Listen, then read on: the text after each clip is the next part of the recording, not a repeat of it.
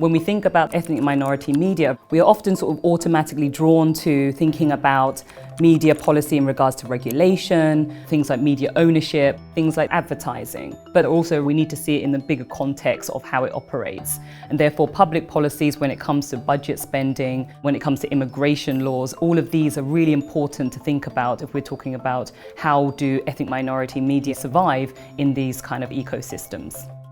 My research started in Argentina and Buenos Aires with the Afro-descendant community.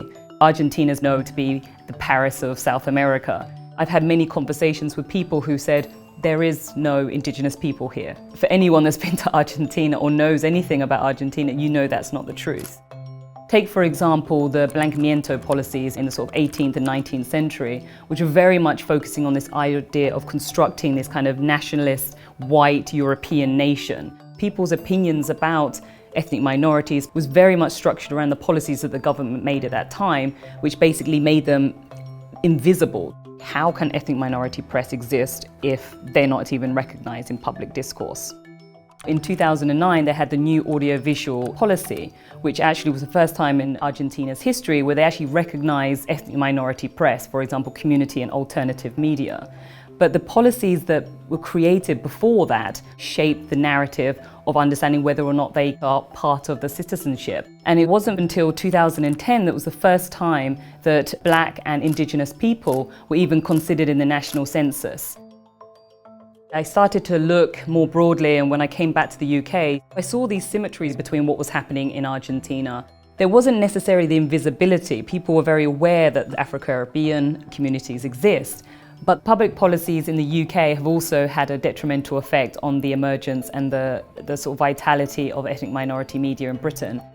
One of the symmetries was around immigration. What I found in the Constitution of 1853 in Argentina was that they actively encouraged European migration, meaning white migration. And this was very similar to the UK when the Home Secretary at the time in 1968 actively pushed through a bill that made sure that more people from Commonwealth countries did not enter the UK. Another thing that I found was the rate of high unemployment around Black, Brown and Indigenous people in both Argentina and in the UK. Those who have low salaries, for example, are not able to buy and support the ethnic minority press. Then we have things like the SUS laws that affect racialized and minoritized groups within the communities that they work. So all of these are an interplay of how the society is organized, and that for me is what's really important when we think about not just studying it in relation to media policies and regulation. There was a case in 2012 during the Olympic Games when the Voice newspaper, which is the biggest newspaper, black newspaper in the UK, was actually not given a license to cover the Olympic Games. And as many people in the UK know, many of the athletes are of African and Caribbean descent. It's really, really challenging for them to operate in these type of hostile environments. There is a need to shift the types of policies that exist, both in the media sector and in the policy sector. For me, it would need to be centered around social justice. I remember in one of the interviews I had, they said dismantling racism would mean dismantling the government. And I think you can just see how profound and how huge this is when it comes to changing the sort of ideas, the discourses and the policy around the inclusion of ethnic minority media.